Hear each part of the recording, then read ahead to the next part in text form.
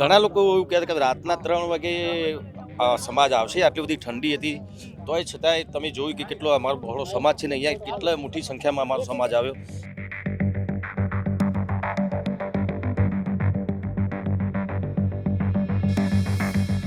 ત્યારે પણ ચૂંટણીઓ આવતી હોય છે ત્યારે ઘણી વખત મને ઓફર થતી હોય છે, પણ મેં હજુ સમય કંઈ નક્કી નથી કર્યું કે હું ક્યારે રાજકારણમાં જોડાઈશ. બધા એવું કહે કે ભાઈ જ્ઞાનીબેને કરી, જ્ઞાનીબેન એકલાય નથી, બંધારણ બધા સમાજના બધા આગેવાનોને પૂછીને જ કર્યું છે એમણે.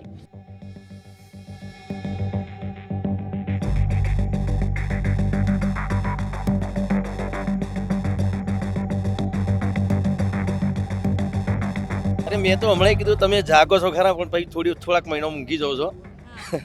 એટલે હંમેશા જાગતા રહો. હું તો એટલું જ કહીશ ને, હંમેશા એક રહો અને દરેક સમાજની સાથે સાથે ચાલો તમે.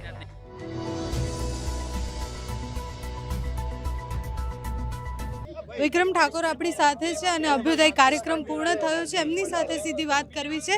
વિક્રમભાઈ, 3 વાગે આખો ઠાકોર સમાજ એક હોકારે ભેગો થયો. કાર્યક્રમ પછી શું લાગે છે કે આ સક્સેસફુલ રહ્યો? લોકોના મગજમાં વાત ઉતરી? બહુ સક્સેસફુલ રહ્યું, કેમ કે ઘણા લોકો એવું કહેતા કે રાતના 3 વાગે સમાજ આવશે. આટલી બધી ઠંડી હતી તોય છતાંય તમે જોયું કે કેટલો અમારો બહોળો સમાજ છે ને અહીંયા કેટલા મોટી સંખ્યામાં અમારો સમાજ આવ્યો. એ જ છે કે અમારા સમાજમાં એકતા તો બહુ જ છે, પણ શિક્ષણ બહુ ઓછું છે ને. એના માટે જ ઘણા સમયથી અમારા અલ્પેશભાઈ અને બીજા અમારા ઘણા બધા ઠાકોર સમાજના આગેવાનો પ્રયત્નો કરતા હતા કે કંઈ કરીએ સમાજ માટે. એના માટે જ્યારે આ સુંદર મજાનું સરસ્વતી ધામ બનવા જઈ રહ્યું છે, તો એ સપનું અમારા ઠાકોર સમાજનું ઘણા બધા સંકુલો બનેલા પણ છે, પણ આમાં સક્સેસ એટલા માટે જશે કે અત્યારે સમાજ બહુ જાગૃત, પહેલાં કરતાં બહુ જાગૃત થયો છે.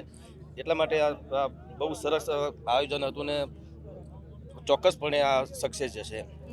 અત્યારે સમાજ જાગ્યો છે, કેટલા સમય સુધી એની અસર રહેશે? ક્યાં સુધી જાગતો રહેવાનો? અરે મેં તો હમણાં કીધું તમે જાગો છો ખરા, પણ પછી થોડાક મહિનો ઊંઘી જાઓ છો.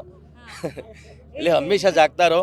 હું તો એટલું જ કહીશ ને, હંમેશા એક રહો અને દરેક સમાજની સાથે સાથે ચાલો તમે. દરેક ચૂંટણી વખતે એવું કહેવાય કે વિક્રમભાઈ રાજનીતિમાં આવે છે, વિક્રમભાઈ ચૂંટણી લડવાના છે. ક્યારે લડવી છે ચૂંટણી? અરે એકચ્યુઅલી તમે જ્યારે પણ ચૂંટણીઓ આવતી હોય છે ત્યારે ઘણી વખત મને ઓફર થતી હોય છે, પણ મેં હજુ સમય કંઈ નક્કી નથી કર્યું કે હું ક્યારે રાજકારણમાં જોડાઈશ. કેમ કે અત્યારે હું ખાલી મારા ગુજરાતી ફિલ્મ ઇન્ડસ્ટ્રીની હજુ પણ મારે એમાં યોગદાન આપવું છે. હજુ પણ અમે ગુજરાતી ફિલ્મ ઇન્ડસ્ટ્રી માટે મારે સારું કરવું છે. અને રાજકારણમાં પણ આવીશ તો એ પણ સમાજની અને દરેક સમાજના લોકોની સેવા માટે જ આવીશ. બંધારણ હમણાં આવ્યું ઠાકોર સમાજનું, એનો વિરોધ પણ થયો. શું લાગે છે કે લોકો પાલન કરશે કે આવી રીતના વિરોધ વધારે થશે? એ ઉત્તર ગુજરાતમાં બંધારણનું અત્યારે થયું અને બધા આગેવાન ભેગા મળીને જ બધા એવું કહે કે ભાઈ જ્ઞાનીબેને કરી, જ્ઞાનીબેન એકલાય નથી, બંધારણ બધા સમાજના બધા આગેવાનોને પૂછીને જ કર્યું છે એમણે. અને બહુ સારી વાત કહેવાય, સમાજ માટે બહુ સારી વાત કહેવાય. વિરોધ થાય એટલે વિરોધમાં તો એવું છે કે જે મેન ડીજેનું હતું એ ડીજેમાં એવું છે કે ભાઈ ઘણા બધા કલાકારો, એમાં મોટાભાગના ઠાકોર સમાજના કલાકારો ઘણા બધા છે જે પોતે ડીજે વસાવ્યું છે અને ડીજેમાં ગાતા હોય છે.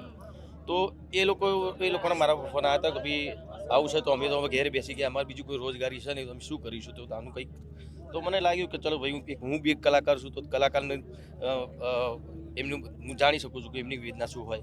એટલે પછી મેં જ્ઞાનીબેનની વાત કરી. તો એ વાત કરી છે તો મેં કીધું તમે જુઓ કે કઈ રીતનું થઈ શકે છે, જેના લીધે કોઈ સમાજને કોઈ કલાકારોને કોઈ નુકસાન ના થાય, એમને બી કોઈ રોજગારી મળી રહે એવું કે તમે કરો.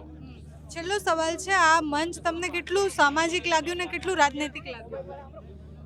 રાજનીતિક જો આમાં ઘણું બધું એવું પણ હશે કે રાજનીતિક રીતે બી જોવા જઈએ તો હોય છે, પણ અત્યારે તો આ સમાજ માટે અને સમાજના શિક્ષણ માટે જે સંકુલની વાત છે, સરસ્વતી ધામની વાત છે, એના માટે ખાસ બધા ઉપસ્થિત રહ્યા હતા.